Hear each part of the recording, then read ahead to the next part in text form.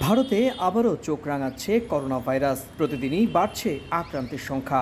নতুন দুই ভ্যারিয়েন্টের সবচেয়ে বেশি সংক্রমণ ছড়িয়েছে কেরালা, মহারাষ্ট্র, দিল্লি ও গুজরাটে। কেন্দ্রীয় স্বাস্থ্য মন্ত্রণালয়ের হিসেব বলছে 31 মে পর্যন্ত দেশটিতে প্রায় 3,500 মানুষ করোনা সংক্রমিত হয়েছেন। গেল একদিনে আক্রান্ত ছাড়িয়েছে 700।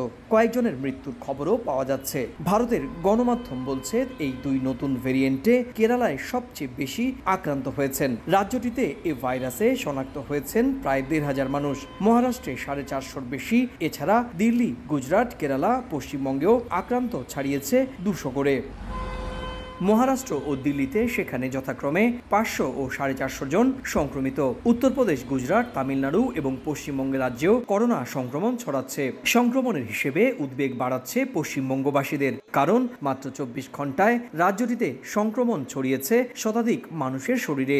নতুন এই ধরনে আক্রান্ত হয়ে হাসপাতালে ভর্তি হচ্ছেন অনেকেই। তাদের গলা ও মাথা ব্যথা সহ মৃদু শ্বাসকষ্টের সমস্যা আছে বলেও জানান চিকিৎসকরা। সতর্ক বার্তাগুলো মেনে চলুন, মাস্ক পরুন, হাতটাকে পরিষ্কার রাখলে আমরা কিন্তু অনেকটা রোগমুক্ত থাকতে পারি। তো হাত ধোয়াটার কথা জোর দেব, মাস্ক পরাটার ক্ষেত্রে জোর দেব, ভিড় এড়িয়ে যাওয়ার কথা জোর দেব। সাবধানে থাকুন, সতর্ক থাকুন।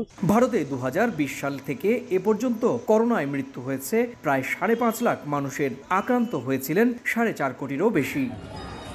সুব্রত আচার্য, সময় সংবাদ, ভারত।